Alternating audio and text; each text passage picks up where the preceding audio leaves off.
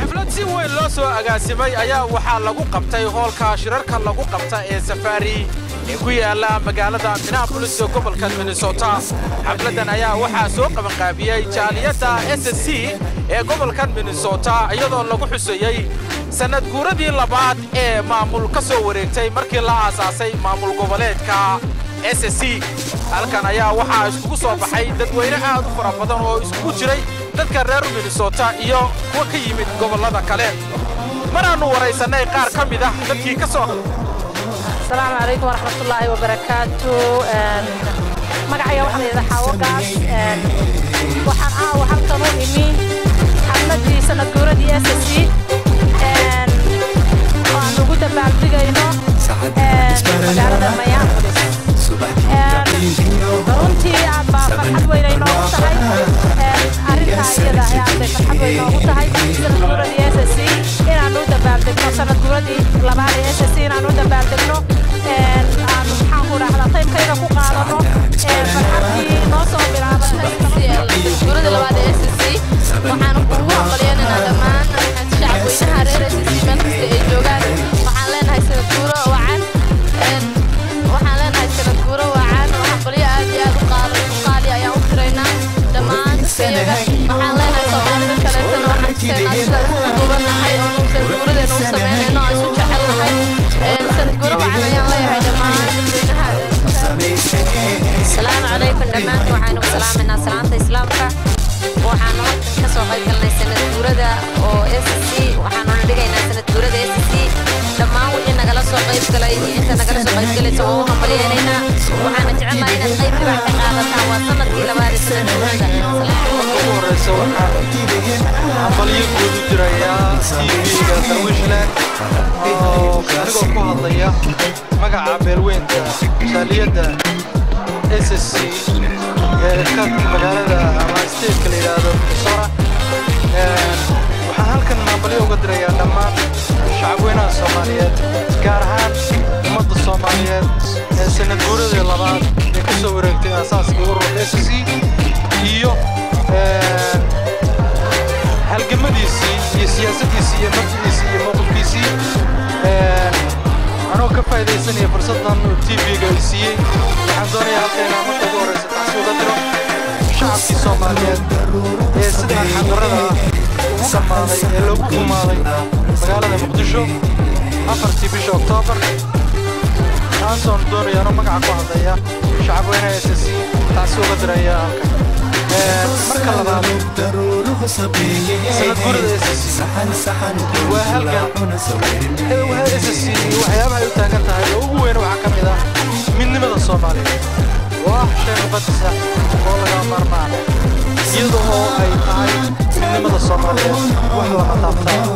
halkan caawa waxaan isugu naqaynaa mid dabaaldegno xafladii SSC sanad guuradeedii labaad oo ah gudahaan kow ahayd laba ahayd saddex ahayd afar ahayd إلا أي كتيريسو أنت أمد الصوماليات ميلكيدا ugu dambeeya midnimadoodu ay ka noqonayso mid dhammaan mar labaad mar saddexaad waxaan leeyahay hambali kastoo aanu samaynay labada maamul ee dhinacyada naga xigaba annagaa samaynay oo qayb libaax ku lahayn annaga ujeedadeedu aanay ahayn in ama la goosto ama aanu qolo qabiil ku raacno midna ma aha sababtoo mabaadi'daas waa mabaadi' khaldan waxayna fogeynaysaa in Soomaaliya run ah oo jirto qaran dhaqso loo helo haddii ama qabiil aad cid ku raacdo ama aad mabda' khaldan oo goosasho ah cid ku raacdo waxay noqonaysaa in ay fogaato qarannimadii sidaa daraaddeed waxaa meeshii soo galay oo aad iyo aad ummaddii u dhibay fikirro kala duwan oo ummadda deegaanada dariska nagula ihi ay ku herdamayeen in qolana shacabka kaxaysato qolana dhulka qaadato sida runtii anagu labadaba dadkayga baan u aragnaa waa dad Soomaaliyeed mana aanu dhibsanayn ilaa ay gaadhay geeri dhiig iyo dhul kala qaadayo oo aanu ku baraarugnay iyada oo goray ka hadaafay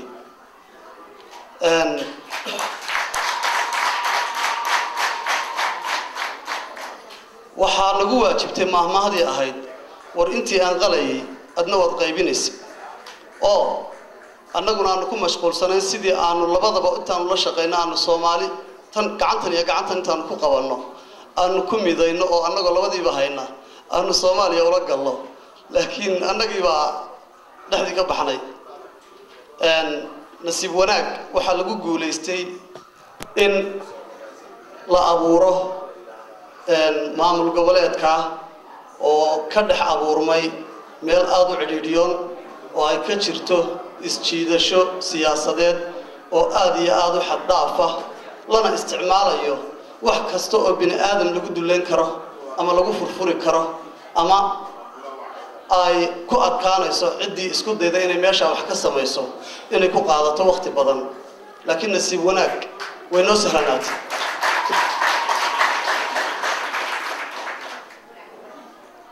maamulada dhinacyada naga xiga waxay ku mashquuleen in ay suuro gelin oo haddii laga fursan waayo cudud military ay noo isticmaalaan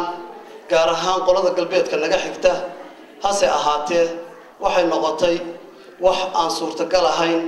luqmad sahlan oo si sahlan lagu liqi karana waa noqon weyne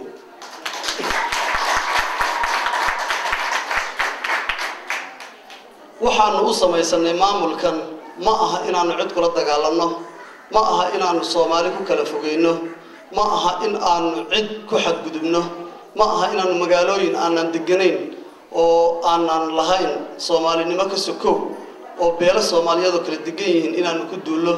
inta midna ma aha waase inaanu ka badbaadno halgankan ku salaysan dhulboobka israaca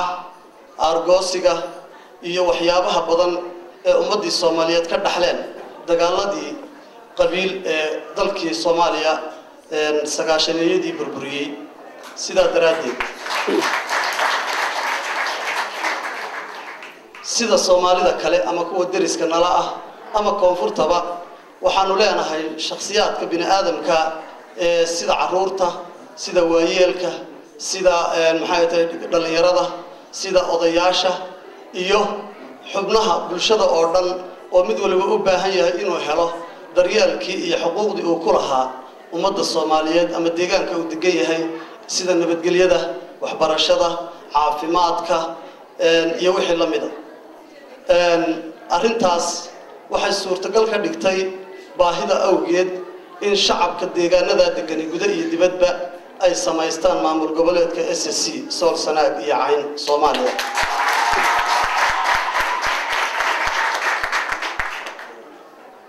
waxaa jira dayac badan oo xagga federaalka ka jira waxaan idinku baraarujinayaa shacabka reer SSC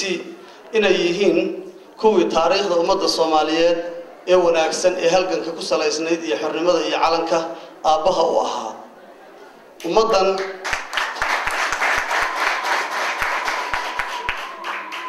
waa ummad u baahan in Soomaalida oo dham ilaaliso sababta oo ah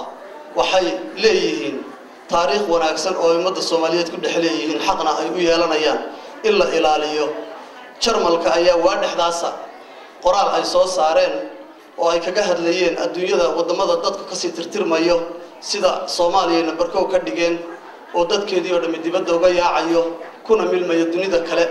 ayna yihiin dad aad u tiro yar quality fiican leh haddii aan la ilaalinna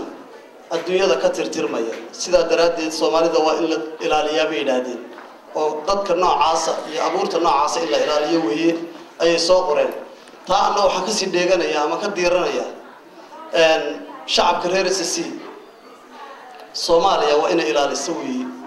sababtoo ah xaq waxay u leeyihiin la ilaaliyo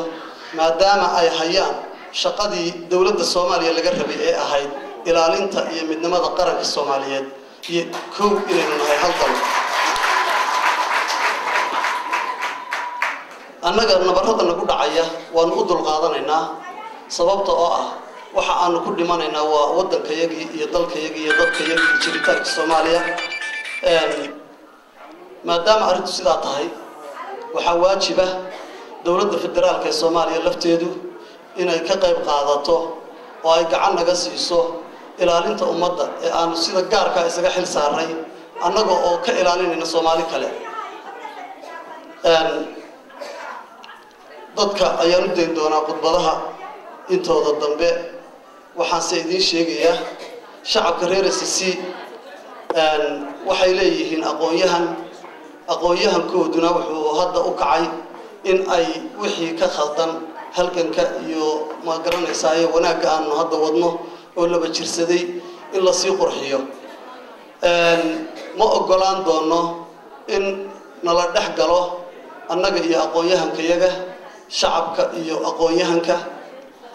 shacbiga reer SSC waxaan leeyahay midnimadu waa waxa kaliya ee bini aadamku wax ku gaadho haddii aad kala daadataan haddii aad wada shaqayn weydaan haddii aad ujeedada runta ah iyo dantiina guud aad meel uga soo wada jeesan weydaan waxa weeye waxaa sahlanaanaysa in aad ku guulaysan weydaan waxa aad leedihiin taa halkaasaan kaga gudbayaa ummadda Soomaaliyeed ee sharafta leh waxaan iyagana leeyahay dadkan reer SSC waa dad walaalihiina waxay idinka mudan yihiin qosollahii la galay baa la yidhi qosollahii la galay haddii aad awoodaan oo idiin suuragal tahay ama aad nala fahansan tihiin waxa aanu annagu meesha u degannahay ee u noolahay ee u dhimanay u noolahayba inuu yahay midnimada Soomaaliya in aad ugu yaraan ka hadashaan waxa jira haddii aanu khaldannahay inaad naqabataan oo tiraahaan waad khaldan tihiin dadka ka fadhiista haddiina laga gardaran yahay oo ummadda Soomaaliyeed aanu darisyada la nahay ay garanaysaa wax ka badan bini aadamnimada inta lagu sameeyaan in ay aad naga qabataan oo tiraahdaan waa khalad weeye ummad Soomaaliyeed inay ku duusho ummad Soomaaliyeed oo kale anigu shakhsi ahaan waxaan ay carruurtii reerada kacaanka ku barbaaray runtii mar baan waxaan tagay magaalada la yiraahdo Mandheero oo kulli waa dhul Soomaaliyeed oo maqan laakiin markaa ay joogeen askar tuuta kala xidhan iyo dad si kale u labisan iyo dad maryo gaagaaban sita oo Kenyaatiya shaqan meesha u tagay kadibna maalintaas aniga oo dalkaygii og inaan daqiiqada kadib ku laabanayo maalinta waan ilmeeyay niyarna waan ahaa wax kacaana laakiin markaa waan kobco nin weyn baan ahaa 12 jira sorry ilaa 12 sano markaa jiray runtii maalinta waxaan dareemay inaan dalkaygii hooyo ka baxay oo waan qiirooday aad baan uga soo degdegay dantii aan ka lahaa magaalada Mandheero waxaan ku soo noqday Buulaxaawo anigoo aad nervous ah oo dalkaygii u arkay inaan muddo badan ka maqnaa ilaahay wuxuu gartay inaan hadda 20 sano ka soo maqnaay aanan u haysan inaan maalin ka soo maqnaa waqtiguna aad u ordayo sida daraaddeed qofka Soomaaliga waxa laga rabaa inuu qofka Soomaaliga kala ilaaliyo sababtoo ah sida dhiskaynu nahay qofka bini aadamka ah ee Soomaaliga walaalkiisa kale Soomaaliyeed wuxuu u yahay dhiska oo kale haddii la waayo ka dhibkii isagu ka xigay iyo dheertii uu ku soo gudbin lahaa labaduba meesha way ka baxayaan wax kasta oo isaga ku soo mari lahaa oo xal adduun ahaan adigu bukaliga kugu dhacaya cadawguna wuu u sahlanaanayaa inuu sidoo doono inaga yeelo haddaynu kala daadsanahay dhammaanteenba marka wad mahadsantihiin midnimada meel lagu gaaraa midnimada ayaynu macna ku leenahay aad iyo aad baan idinka mahadcelinaya ka soo qaybgalka